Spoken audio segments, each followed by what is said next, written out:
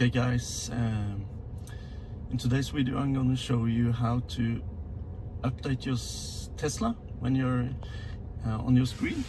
You just push that car button, scroll down, and you go to software, and then here you can see software update.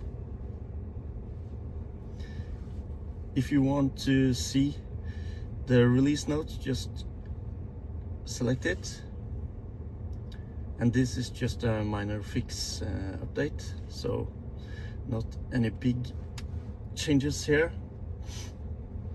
But if we go here, we can watch the history of the updates. Okay, and then we can go back, click software, click on software update, and we can schedule it if we want it to install later, or we can just hit the install now button, and then you have 2 minutes to cancel the update if you want to, or we can just let the update run.